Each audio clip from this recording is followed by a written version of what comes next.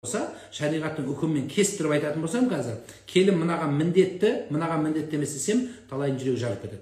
Неге? Өйткені керек десеңіз, келін сізге қызмет ету міндетті деген үкім таба алмайсыз шариғатта. Ондай жоқ ондай. Неге? Кім міндетті болады? Сенің өзегіңді жарып, тұқымыңнан таралған, дүниеге келтірген балаң, қызың саған міндетті болады. Ол бөтен бір адам. Оны тек қана молданың ортасында оқыған некесі ұстап тұрады. Сенің балаңның аузынан талақ деген сөз шықса, молданың қиған некесі поқ дейді де бұзылып кетеді сол жерде. Болды, ол бөтен адам қайта шығып кете береді, басы болса. Сол үшін сіздің балаңыз аузына ие болсын деген сөз бар. Оны қазір келем. Мынау демек Алла тағала енеге өзіне орын берген, келінде өзінің орны бар. Мен енді бітпейін деп қырысып, тырысып, қабағын шытып, мына қабақпенен келіннің ең бірінші ашуы, бұзылуы мынау көзден, қабақтан басталады. Сұраса жауап бермей қабағын теріс бұрудан басталады. Осы кезде сізді ерегіске баспай, анау балаңыздың бетін бұрып беру керексіз. Мен жаңа айттым, көбінесе келін мен ененің ортасында бала тұрады. Қалай бала тұрады? Көп мамалар өзінің баласын адам орнына санамайды. Қалай санамайды? Мен сені тудым, сен үшін мен шешем. Дұрыс қой, енді ананың алдында бала ол кішкентай. Анасы бар адам ешқашан қартаймайды деп айтқандай, ол жас бала болып көрініп тұрады. Ол уже әлде қайса 40-тан ашып, елдің қамал алатын жігіт болып қалған уже. Ел ағасына жеткен. Соның өзінде мен мамам шешеді, мен шешемсі бұлар үшін деп, келінді кішкене батырып жіберетін, қаттырақ кетіп қалатын енелер. Сөзді сіздерден бастағанды жөн көрдім. Өйткені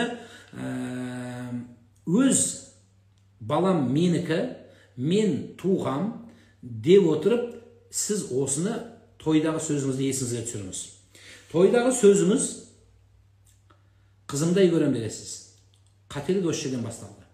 Келін ешқашан қыз болмайды. Келіннің қыздай көруілі де дұрыс емес. Қыз көрген нәрсені келін көрмеу керек, келін көрген нәрсені қыз көрмеу керек. Екеуі екі бөлек дүние. Қызыңызға келгенде қалай мәміле көтересіз? Менің қызым күйеуден шығып кетсе де сенің қызың жақсы, байымен жұлысып кетсе де сенің қызың жақсы, дұрыс емес болса да қарға баласын аппағым дейді, сіздікі жақсы. Ал енді сіздікі жақсы болған келін, қызың тура сол сияқты келінің де біреудің үлпілдеткен қызы.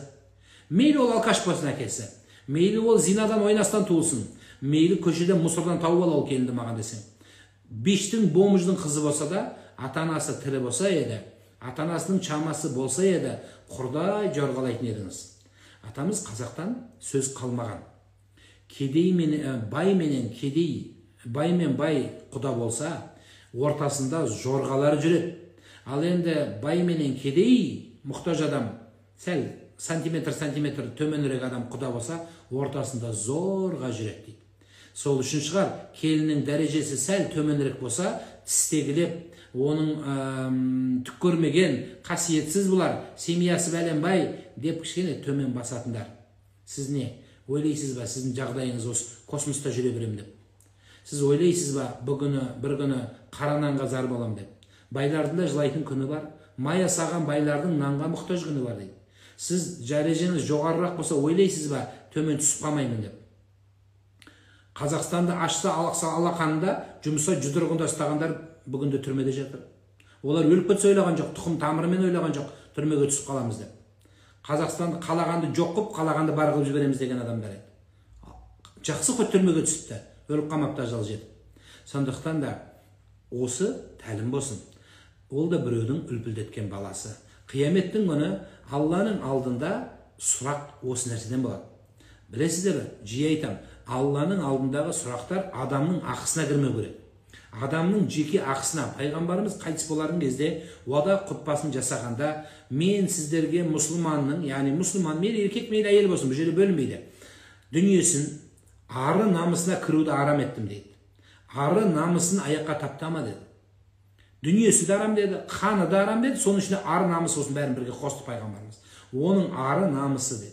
Келіннің намысы болмау керек, ол адам емес ол. Біздің көп бүгіндегі адамдардың түсінігінде келін